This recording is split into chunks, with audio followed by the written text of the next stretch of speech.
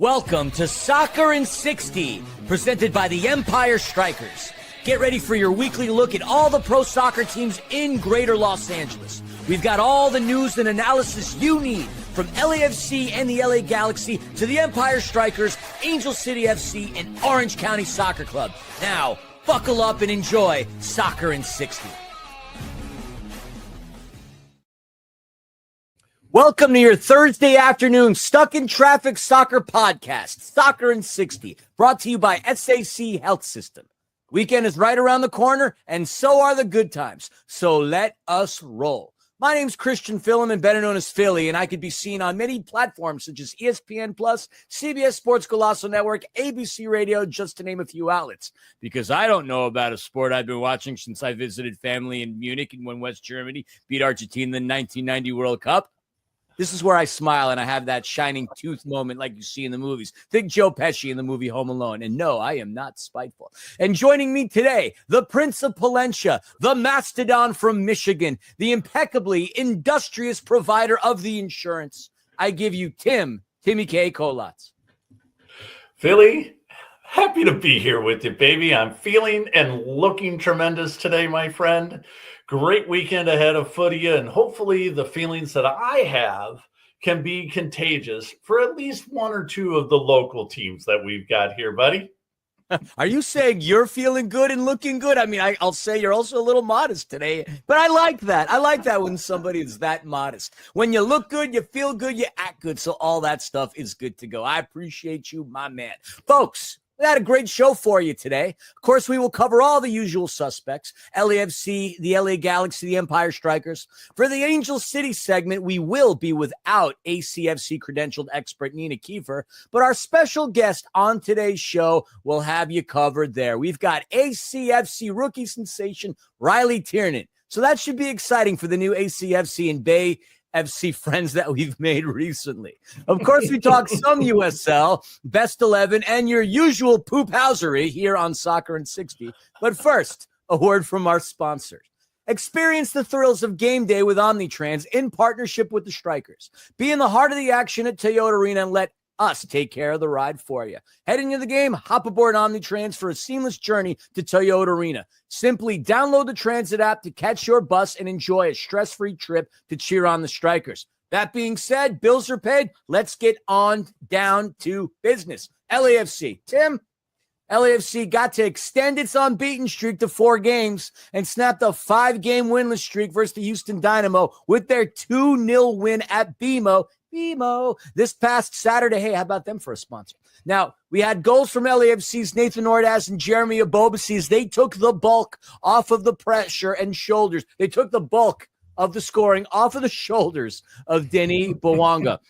Ordaz, I'm getting a little tongue twisted here. Ordaz, a guest on Soccer in 60, has 4 goals across all competitions, and Jeremy Abobasi, collecting a dime from Denny, has his 2nd goal for LAFC since he first scored against the Loons of Minnesota United back in February, which really does seem like forever and a day ago. Denny would get the credit for the dish. Got to shout out Timmy Tillman on the defense that led to that dish, winning the ball on top of the 18-yard box on the other side of the field. Dishing to Denny on the left wing, 2-1, textbook counter. Way to go. LAFC ends up getting the shutout. Hugo Lloris, his 4th of the season, 16th of his LAFC career. 5-4-2 of the season, 17 points, 4-1-1 at home. Not too shabby, Tim. Not too shabby. Well, you were right once again, Philly, my friend. You know, the Dynamo were spanked by LAFC. That's pretty good. I like that. Yeah, thanks. And the Ordaz one, I love that game winner, and he gets it just in the 10th minute, right? But I love the fact that the Houston Dynamo look like they're in 3rd grade, saying they know the answer to the question. Everybody's raising their hand frantically, hoping for an offside. And that thing was so clearly onside. I don't know what the Dynamo defense was thinking. Why don't they play a little defense? Maybe stop the ball from going in the net? There's a thought for you, some strategy indeed. I hate it when that happens. It's like play until you hear the whistle. It's like you think somebody's offside. Don't wait and leave it in the hands of the official. I say this time and time again. Play till the whistle or play to the dead ball.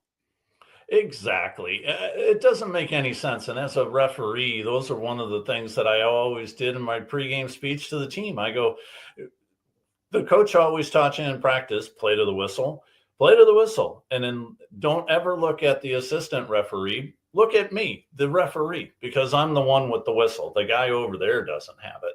And you mentioned it, the Timothy Tillman dishes on that, especially on the Abobasi goal. That one was a beauty. 45-yard pass right on the deck, right to Boanga. Unbelievable pass. Timothy Tillman is just played an amazing game, Philly. Yeah, it was kind of due. Like he's been hit or miss this season, but I mean that was a great pass. And Denny does what he does; he destroys defenses.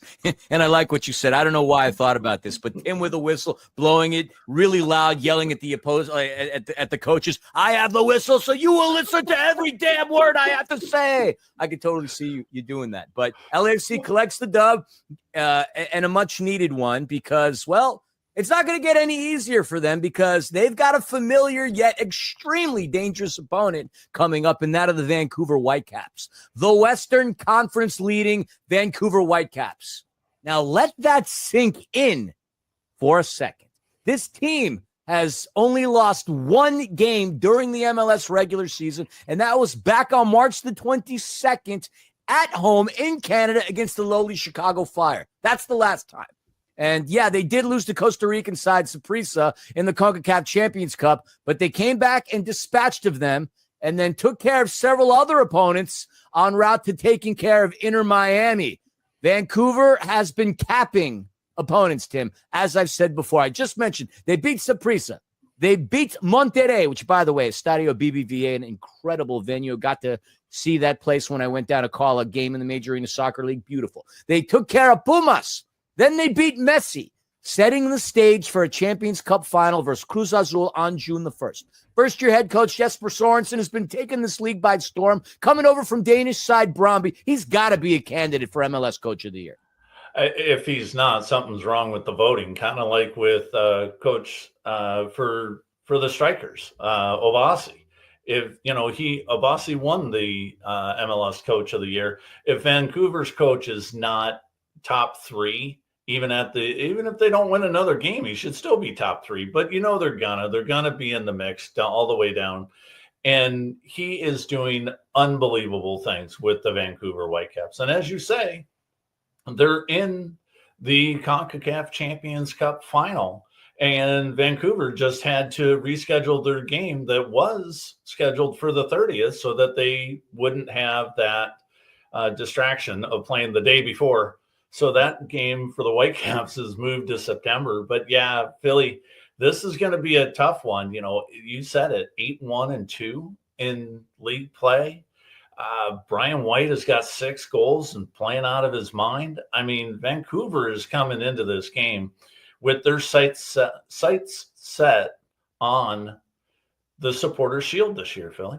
I mean, they have that opportunity, but obviously they have something even bigger ahead of them, and that's the CONCACAF Champions Cup. You win that, that's massive. For them to do it before a team like LAFC, and I'm not going to say I'm a little bitter about that, but, God, they've got a good shot, and they've beaten some really good teams to get there. I mean, Si60, for those who don't know, look, them and Alajuelense are, without a doubt, some of the best teams that come out of Costa Rica and some of the best teams out of, in the CONCACAF Champions Cup. Then they beat Monterrey, which is an incredible team, Rayados, a team that has historically done a lot of damage in the CONCACAF Champions Cup. They beat Pumas. They beat Messi. They're on top of the MLS Western Conference. This is phenomenal. And you alluded to him already, Brian White, 6 goals this season. The right-footed Strykers only 1 goal shy of the Golden Boot tie with a few players, and, of course, former LAFC player Chicho Arango. They got Pedro Vite, who's playing very well. Tristan Blackman, who's having a great season in Canada. And look, their keeper, Yohei Takaoka, is also taking care of things between the sticks. LAFC is going to have some trouble for this one. I can't imagine that this is going to be an easy game. They decimated and beat Vancouver on so many occasions. Whitecaps will be coming into this with a chip on their shoulder. Yeah, I agree with you there, buddy. The Whitecaps are coming in and they're looking to avenge a bunch of those losses to LAFC in previous times. This one's going to be an awesome watch. The son of the former U.S. national coach, Sebastian Berhalter, is playing. Baby Berhalter. Baby Berhalter.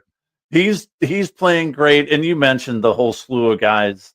Vancouver is just really taking it to him, and they've really, really adopted the new coach's system. And I think they're just they look unstoppable at this point in the season. Philly, it's very, very impressive considering where they were just a year ago. Yeah, look, Vanni Sartini, I'm going to miss him and all his memeable caricatures that he would make, the faces he would have on the sideline. But yeah, I mean, they're playing really well. That game's going to be on Sunday, May 11th, kickoff at 4 p.m. And obviously, you can watch it on Season Pass. You can listen to the dulcet tones of Dave Denholm on 710 a.m. ESPN, the ESPN LA app, and of course, 980 a.m. La Mera Mera. Now, if you don't catch the game, well, because of LAFC's partnership now with Fox 11, they get to have LAFC Encore, which is going to be a new series of black and gold rematches that just had their first episode recently. And that's going to appear on Fox 11 Plus, a KCOP-TV, Channel 13.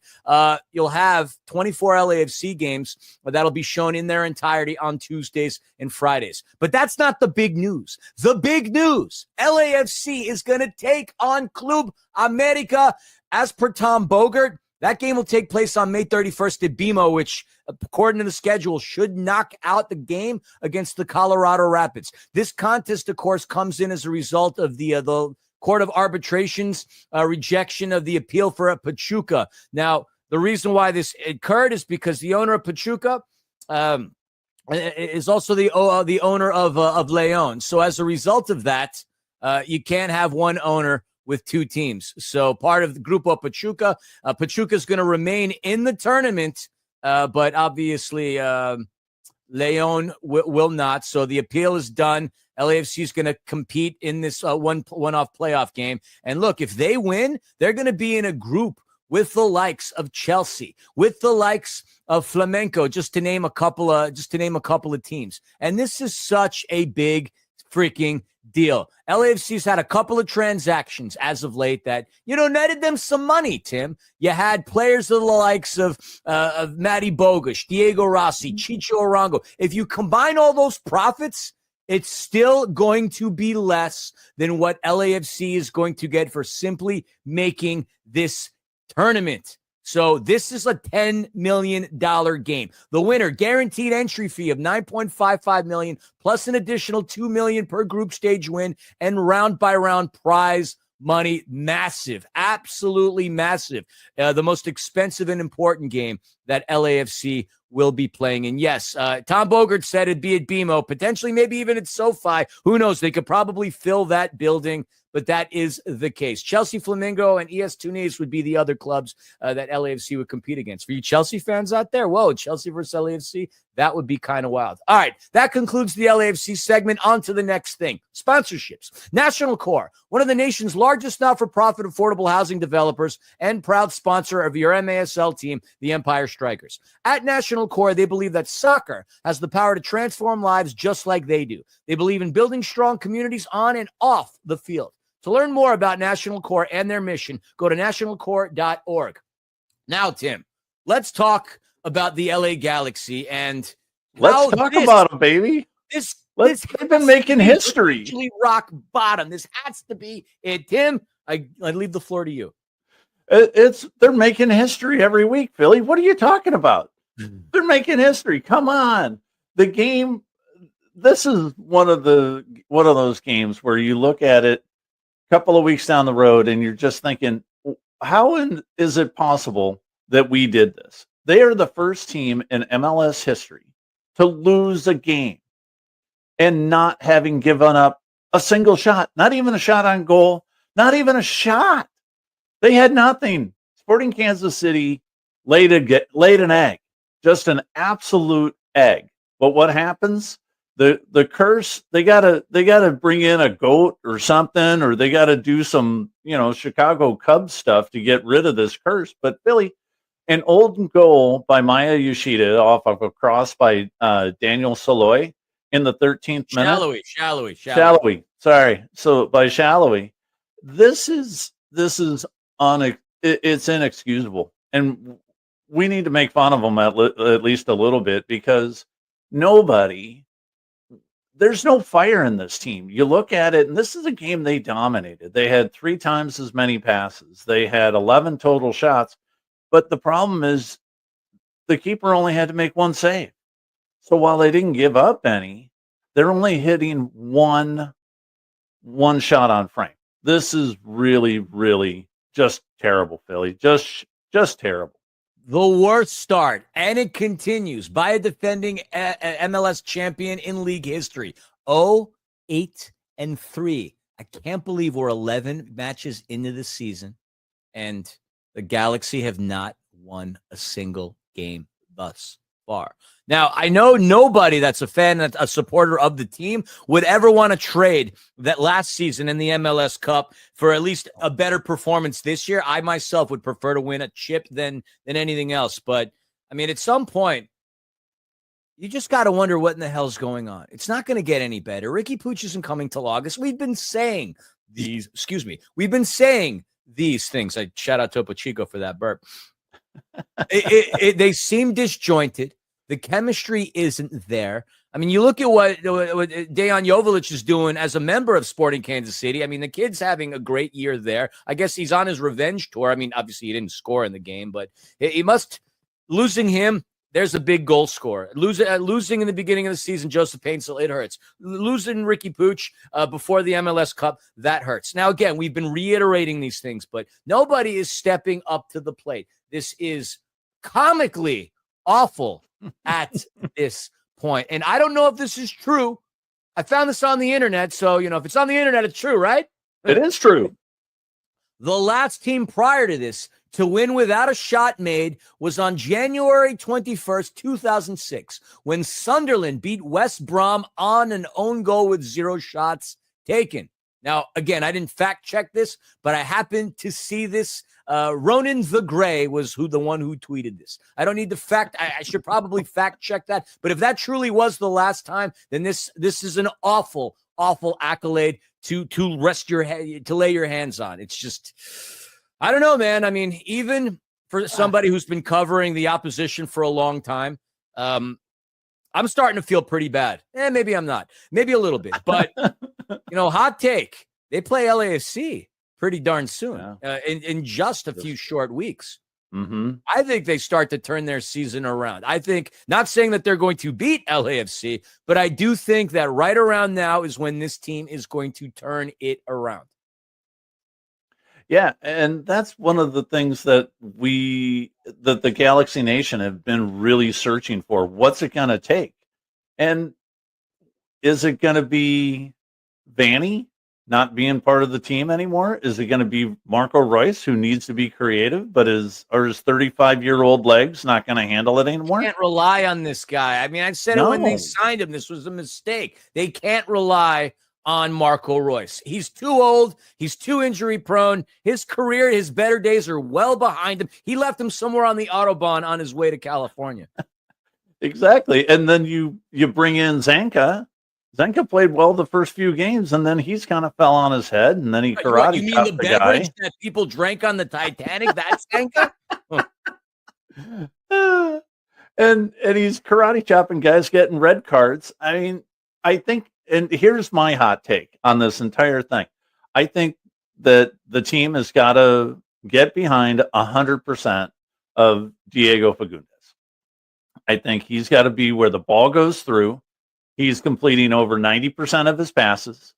And while he's not making 200 passes a game like a Ricky Puig would or something like that, but if you start feeding Diego Fagundes the ball in the central midfield, you're going to start turning things around. I think he's got the ability, he's got the younger legs, and he's got the pinpoint passing that I think the team is going to need. And I think he's starting to create some space for himself and creating some space for Christian Ramirez, who's the only one that's scoring. And I think this is what the Galaxy have to do. That's my opinion. Opinions vary, but I think this is where the team has to go until, like you said, 3 months from now, plus a few more weeks to get him in game shape when Ricky Puig comes back. It's funny. You mentioned the young legs of Diego Fagundes. Diego Fagundes broke into MLS when he was a kid, literally a kid with the New England Revolution. Like, he started his career back in 2011. So when you say the young legs, I think, this guy is got to be close to Marco Royce's age. You're right, man. I mean, 30, relatively young. I mean, yes, Diego Fagundes, I can't believe he's been in the league as long as he has. 2011, and he's only 30 years old. But yes, he's talented. I mean, we saw what he did and how he helped Austin FC in the 2 seasons that he spent there. I thought this was a great signing for them to have him coming onto the team, bolstering the midfield as an attacking midfielder in some cases where he could play up top as a forward. But I still am very hesitant to think that Ricky Pooch is going to come in and turn things around. Look, as it comes in, whether we're talking football, whether we're talking college football, whether we're talking stuff like that, a team always is going to judge a season based on whether or not they beat their rival. Galaxy go on the road. They're going to take on the Red Bull, not a Red Bull Arena anymore. It's Sports Illustrated Stadium, by the way. And yes, I am right about that. Then they head on over to Philadelphia to take on the Union before they come back to Dignity Health Sports Park on May 18th to host LAFC. That's going to be a huge game for them. I don't think if they lose the next 2 games and beat LAFC, I think Vanny is safe for a little bit. But if they lose those 2 and LAFC destroys the Galaxy in Carson, that's got to be Vanny out. Yeah, I'm right there with you. I've got one of my buddies that I work out with at the gym is giving me some information about this, and it's the same thing. It's one of these things where he and I have been talking, and if the Galaxy are 0-11, they come into that game 0-11-2. That's going to be a problem. 0-11-3, actually. They're going to have a problem, and Vanny will be out after that LAFC game if LAFC takes it to him. There's no chance that Vanny survives the season if he doesn't end up with at least 8 or 9 wins, and you got to beat LAFC at least once. But that's going to be a tall task, especially coming off the heels of going to New Jersey, because that is where the Red Bull play, Harrison. It's right by Newark, and then to take on the Philadelphia Union. It's not going to get any easier for this team, but I do think that they're going to turn their season around. I think they're going to start to string together a couple of consecutive wins. And I do think because MLS now is just so open with postseason, don't be surprised if they start going on a tear later on. Now, if this continues, then obviously we're watching the greatest Greek tragedy in the history of the Major League Soccer. But I don't think this team is going to go that much longer without picking up a pair of consecutive dubs. Yeah, I think they're going to get a couple of them here. If they're going to do it, the Red Bulls are playing well at home, and they are playing well against the Galaxy the last few times. But they lost the MLS Cup final, Tim. We can't exactly say they played well against them. Right. And they are 3-1-1 at home. Choupo-Moting, though, from Bayern Munich. I'm psyched about that. Yep. So with that, let's move on to the Empire Strikers, Philly. Let's recap a little bit more about what we've been doing, highlighting some of the best players that have gotten a lot of playing time from this great last season that the Empire Strikers had. Yeah. Well, it's the order that we decided to do this in is alphabetical by last name. So that's why we're starting today with Clayson de Lima. Now, Clayson's been a member of the Ontario Fury / Empire Strikers for a number of years, going back and dating to 2017, 2018 season. He had his best year playing with the Ontario Fury in 2021, where he won MASL Goalkeeper of the Year in a season where the Strikers went all the way to the Ron Newman Cup Finals, unfortunately losing in the mini game to the San Diego Sockers. But Clayson this season managed to play in 13 games. He started 10. He won 1, lost 5, and had 2 overtime losses. It was tough, in particular for this system, because Clayson de Lima is a heck of a shot blocker. But when it came down to the system that Anuo Obasi ran, in particular, having to have the keeper come out and fire shots on goal, a little more challenging for him than what he's traditionally used to. Yeah, and I think he just had a hard time working into the new system, but he's still solid. Yeah, it's a pretty solid season. If you look at it as an overall, 1-5-2 is not, great or anything. But when Anuo Obasi was deploying a couple of keepers at a time, sometimes it happens that the final score doesn't end up on your side. So 1-5-2, not great, but what I did like is that he's playing a lot of minutes. He's getting a lot of time with the team. And at the end of the day, pursuant to Obasi's system, he did end up with 4 assists. So you're looking at a guy that's working into that system, trying to figure out, and he was putting the ball on people's feet that were putting it in the back of the net, Philly. I mean, the one thing I will say is he did have a career record low in terms of his save percentage, 589, which if you go back, obviously the 2018-19 season doesn't necessarily count, but that is a career low for him. So, I mean, I think Clayson DeLima is a starting talent in this league, but with the rise of Brian Orozco and the playing of Brandon Gomez, it's going to be tough for Clayson. But obviously having him on the team is also important. All right, let's move on to George De Leon in his return to the Inland Empire. Now, De Leon did play for the Ontario Fury back in 2021 and the 21-22 season. Past couple of years, he was down in Mesquite, Texas, playing as a member of the Outlaws. This season, very solid, had his second highest point total in his MASL career and had a career high as far as assists goes. So 15 games that he played in, he had a couple games where he was hurt, 10 goals, 10 assists, 2 points for 1.3 points per game, which ties his career best dating back to his rookie season. Yeah, and George played great this season. Watching him really play with some better quality people than perhaps he was playing down in Mesquite with the Outlaws. He's getting to be with a lot of better players. And like you said, he got 20 points on the season, 10 assists. So he's also dishing the ball off and doing a couple wall of scores this year, which was fun to see. And then playing in 15 games, he was still playing a fair amount of the teams. And to get that 1.3 points per game average is pretty great. And I like the fact that he came back to the now Empire Strykers and played really, really well for the team. He certainly added a lot offensively. So I love George De Leon. We have a long relationship with one another, going to Rams games, hanging out. I love George De Leon. So it's great to see him succeed. More importantly, it's great to have him back in the Inland Empire. And last but not least, in his rookie season, we had Walter Diaz. Walter Diaz from Cuba was part of the team last season, did not get into any Strykers games, but did play alongside the Jets. He was hurt for a good portion of the year. And he did play for the Jets the vast majority of the season. For those unaware, the Jets are the Strykers MASL 2 team.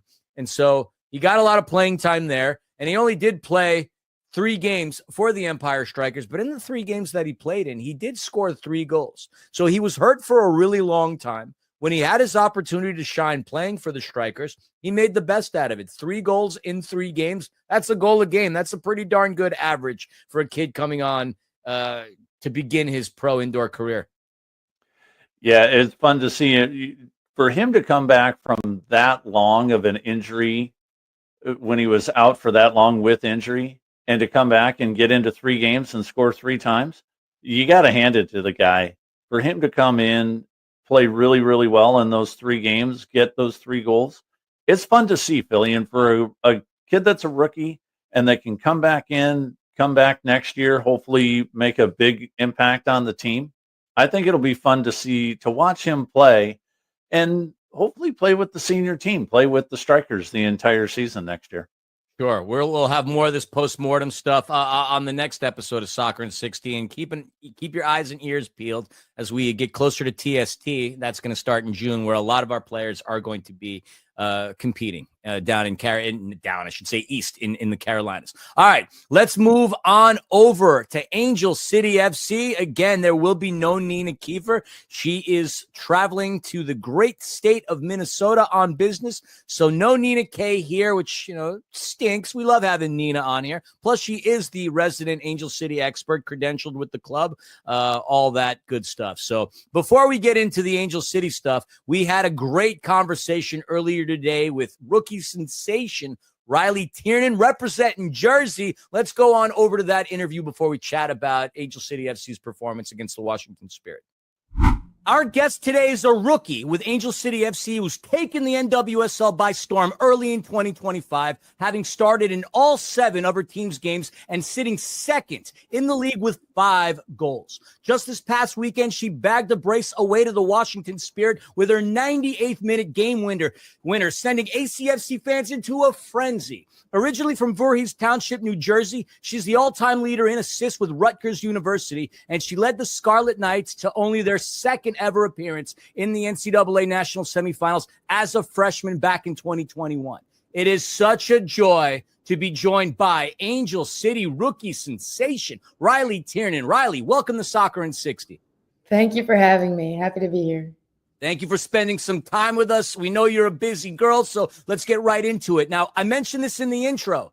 You're 7 games into your NWSL career, and you're runner-up in the league in goals after coming off that insane roller coaster of a match at Washington where you scored twice, including the 98th minute for an extremely emotional victory. Let me start by asking you how many times you found yourself daydreaming about that goal in just the past few days. Yeah, I honestly have watched that video more times than I could count. It's honestly surreal. I can't describe the feeling. It's the type of things that you picture to happen. And I always try to, I'm a very visual person. So I try to visualize the best outcomes before matches. And it's something that I always envision for myself. But for some reason, every time it happens, I still don't know how to react. And I honestly black out. So. Well, we all blacked out when you scored that goal too. Like I said, we all had a frenzy with that. It was an incredible game. Now, when you peel away all the adrenaline and the endorphins, how do you girls feel you executed your game plan against the Spirit? Did you do what you set out to do, or did the tactics fall by the wayside a little bit when you're engaged in such a high-scoring affair like that one? Yeah, I think something we definitely need to work on is holding a lead. I think we've been really successful with scoring early, and I think it is tough to score early and keep the lead. So I think just focusing on once we do have the lead to be disciplined enough to maintain the lead throughout the game. And I think obviously we didn't want them to tie it up 2-2, but we reacted and we kept fighting, and there was never a second of doubt. So we just kept fighting for each other and fought for the win. I love it, Riley. Hey, thanks again for joining us today. So at 13 goals for and 14 goals against, ACFC have been nothing if not at least entertaining to watch on a weekly basis. For you as an attacking player, are you excited about that as much as the fans are? Or you just mentioned it, or are you guys really going to start to tighten things up defensively so you don't always have to score 2, 3, 4 goals a game in order to come away with a result? Yeah, I think moving forward, our goal would be to continue to score as many goals as possible and still be getting 4 or 5 goals a game, but just to not allow other teams to get as many as they have been. I think we're working on the technicalities of that and the little details. It's still early in the season, so trying to fix those and make minor tweaks so that we can, moving forward, let up less goals and score a lot more, hopefully. And so for those who don't follow the NWSL closely, first of all, what are you doing with your life? Second of all, there is no draft. There's no draft any longer at the highest level of professional women's soccer in the U.S., meaning Angel City chose you, and you chose Angel City, a club which at the time didn't have a permanent head coach.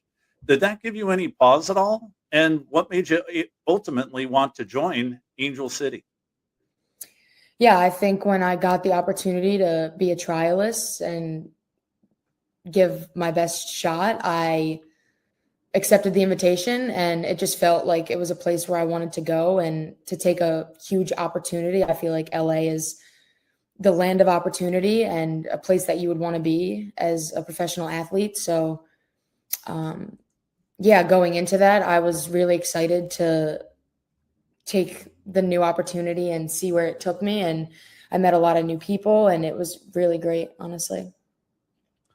Now, Riley, let's for a moment stay on the fact that you've been playing for an interim head coach, and that is Sam. Like, what's it been like training every day and fighting for a spot under someone that you know is going to be replaced by someone else at some point as a player? Do you think about that at all? Does it impact the way you approach things on a daily basis? Yeah, I think it's really important at this level to focus on your performance as a player. I think there's a lot of external factors that can have some type of effect on your day-to-day life, and especially like match days and what game life is like. So just for me, I try not to focus on that. I like to control the controllables. So just showing up every day and doing as much as I can to perform for my teammates and get better. And I think the other stuff will figure itself out, and it's not really for me to worry about. It's a great answer. That's exactly why you're in the position that you're in, because of a mentality like that. Awesome. Alexander Strauss is set to depart Bayern Munich to take over as Angel City ACFC head coach very soon. Like, how would you say the team's reacted to the news? And do you have any thoughts on the new man at the helm? Yeah, I think everyone's really excited. We've heard a lot of good stuff about him, and he comes from a very high-level background and has a lot of achievements and success. So looking forward to welcoming him here, and excited for the new look and to get a new perspective and learn even more than I have since I've been here. Oh, that's fantastic. I'm sure he's looking forward to coach the team as well. When we had your fellow ACFC rookie, Macy Hodge, on the show, she told us the two of you looked at each other before walking out for your first game at BMO Stadium and said something along the lines of, "Can you believe we're actually here and playing in front of this many people?" By now, has it fully sunk in that you haven't been just sitting on the bench and you're in front of 19,000 starting for Angel City and lighting up the score sheet? Or you still have to pinch yourself sometimes? Yeah, I think that is a feeling that I will never, ever be used to. I think it is honestly the best environment to be in. And I think every time I walk out into the stadium, I tear up, honestly, because it is so surreal to have been chasing a dream your whole life and to see it play out in front of your eyes. I think it's honestly indescribable, and being surrounded by such amazing fans and obviously my teammates who I'm with every day just makes it so much better and more fun. God, that's awesome. By all accounts, the impact your big sister Madison had on your career can't be overstated. When you were little, you went to her games, and later you not only played for the same youth club as her, but like her, also played your college ball at Rutgers. Go Big Ten. Then, after Madison was drafted by Sky Blue FC in 2017, she would become an assistant coach at Rutgers, your team at the time, in 2020. Talk to us a little bit about the bond you share with Madison and what it's like being coached by your big sister. Yeah, I could talk about my sister all day. I think she's been a built-in role model for me and someone that I admire so much throughout my life. And I give every bit of success credited to her because of how much she has helped me throughout my life. Getting to watch her play and go to those huge games and be in that environment at such a young age, I think really just set the dream in place for me and made me realize how amazing it is and how the opportunity is unbelievable. So to have her by my side through my entire career has been, honestly, words can't describe it, but yeah, she's helped me throughout everything, soccer-wise and especially mentally. Having her there for me in college was really great, and I think that was an advantage not a lot of people have.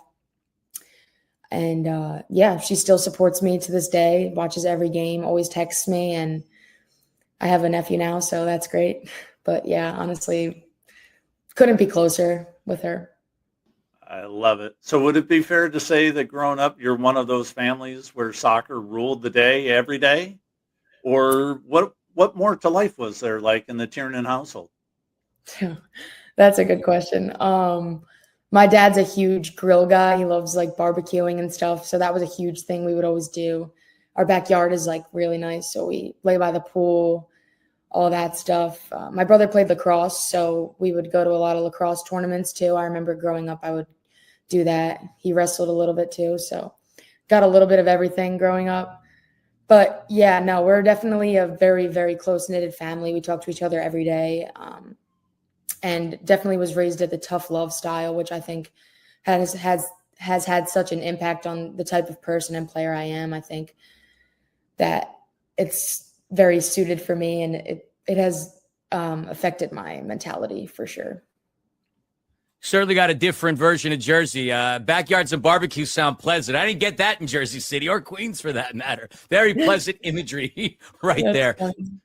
Now, Riley, you're the all-time career leader in assists at Rutgers. So far with Angel City, you have only 1 assist, but a whopping 5 goals in 7 games. By all accounts, while you were a forward, you really demonstrated your playmaking skills in a lot of your games with the Scarlet Knights. Can you talk about what changes the ACFC staff have asked you to make to your own game, and how do you feel your role on the field differs from the time you played in college? Yeah, when I played at Rutgers, I was more so the 7 or the 11, which is like wide. So I would be in a lot of 1v1 scenarios and would find myself in better positions to dish the ball out to my teammates and make crosses rather than be in a spot to finish myself. But coming to Angel City, they switched me to the 9, which was something that I was somewhat familiar with. But I think I find myself in more dangerous spaces a lot, and it's much easier for me to find the net in the spot that I'm in. And I think playing alongside really talented players who can find me in those spots is really important. And I think that has really helped to my success. All right, we got one more for you. So again, appreciate your time so much. Now, let's look ahead to Friday. It's a home game for Angel City against a struggling Utah side, which makes for a massive chance to stake your claim to the top spots in the standings. With that said, all the games between the two teams have been very close ever since Utah re-entered the league last year. If you don't mind, tell us what stands out to you about them, and what are some things you guys, or girls I should say, what are some things you girls are working on as you approach this game? Yeah, I think using our past games as lessons, I think we're going to definitely be more disciplined on defense and fix those little tactical errors that we've been making. And I think to just continue to take advantage of teams and manipulate their defense and get in dangerous spots and pretty much make their life a living hell for 90 minutes. So I love it. You got that Jersey vibe going. It's I can feel it in your words, and we can so see it when you play. So congratulations on the success that you've had thus far. Good luck the rest of the season, and we're looking forward to big things coming out of you, Riley. Thanks again for your time. Thank you so much. She plays like she's from Jersey. She's got the vibe that she's from Jersey. She is awesome. I enjoyed the conversation with Riley Tiernan, and it's just amazing seeing her develop. Now, the game against the Washington Spirit, Tim, that was one of the most exciting NWSL games I've seen this season. Yeah, for the entire game was spectacular to watch. For them to go get up on them early, have it go back and forth, and end up in a 4-3 win for Angel City, it was fantastic. Now, would we have liked to see a few less goals from the Washington Spirit? Sure. Did Riley talk about that? Did we mention that a little bit in the interview? Sure. But the reality is Riley wants to score 5 goals a game. So who cares if they're giving up a couple of goals a game if Angel City is going to put 3-4 in the back of the net? I mean, I kind of care. It'd be nice to, not concede as many goals. I'm sure, Angelina, I'm sure Anderson wishes the same thing back there in between the sticks for Angel City FC. But look, the team certainly looked differently when Kristen Press subbed on in the 69th minute. And she did her thing. She played the 21 minutes in the game. She had herself a couple successful dribbles, some accurate long passes. She won several of her ground duels, and obviously was very close to assisting on several goals. But Angel City would end up winning. Tiernan gets the brace. Giselle Thompson in the 22nd minute. Guest and friend of the pod, Katie Zellum, one of my favorite interviews that we've done. The kids took care of business. It just goes back to what I've been saying. I love that the young talent on this team basically has carte blanche and the opportunities to not only test drive this Angel City luxury car, but they get to actually like take care of business. I love seeing the success of Tiernan. I love seeing the success of the Thompson sisters. This is the future of Angel City FC. Our success as an Angel City FC supporters base and club relies heavily on these players. It's all about the youth for this team. It is. And for them, you just said it, for them to get the keys to this luxury vehicle that they're driving here in LA, playing in BMO Stadium. BMO. It is fantastic that the coaching staff has allowed them to go out and just get after it. And when you're looking at most of the starting team, most of the time they're starting the youngest team in the league. And for them to go out and have the success they are, Philly, it is fantastic to watch them. And as a supporter, you go see them, you go watch them, you cheer for them. And what's great is that they're having people that are the same age as them wearing that jersey, seeing their success that they are, and wanting that same dream that these 19, 20, 22-year-olds have got. Next up, the Utah Royals, the lowly Utah Royals, sitting only on 4 points. I don't want to say that this is going to be a gimme game, but certainly a huge opportunity for Angel City FC to climb up the rankings as they're currently sitting in 8th place in the NWSL, tied with Seattle Reign FC. But obviously, the goal differential is slightly different. A win here would certainly propel them up there. So a big thing. And yes, I stand corrected from what I said previously. Kristen Press still has some stuff in the gas. And look, we want to see this team succeed. Obviously, we want all the girls to succeed. But, it's great seeing the Tiernans and the Thompsons doing things. All right, that concludes the NWSL segment of things. Rocking my Angel City FC shirt here. One nation, one team with my USWNT t-shirt. Rock and roll. All right. Let's move on over to the USL and Orange County Soccer Club. Tim, FC Tulsa. Let's talk about that. Yeah, this was a huge win at home for the County boys. Danny Stone had these guys. They were ready for this game, and this was a little more rough and tumble like the past few games, especially against AV Alta and these guys, as there was yellow cards being handed out like candy at Halloween, including one in just the second minute against FC Tulsa. But this time the County boys, they fought back, and this game had multiple yellow cards, and not just from FC Tulsa. The County boys did take a few liberties with the other team.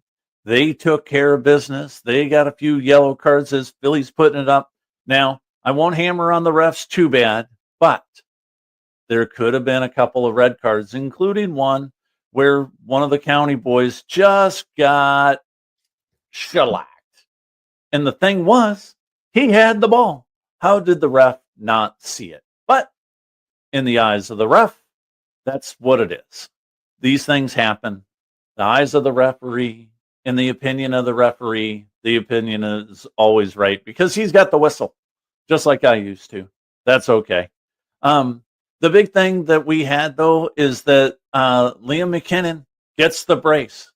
He's sandwiches 2 goals around a goal from FC Tulsa, and Liam played amazing. The other guy that I really want to point out is Nico Ben-Alcazar. Nico played unbelievable in this game. Caught up with him a couple of days after the game and just said, hey, great game. And he wrote back, because I told him, I go, you keep playing like this, you're going to get 10 goals this season. And he goes, you know what I'm going to go do? I'm going to go back to work, and we're going to start getting some goals.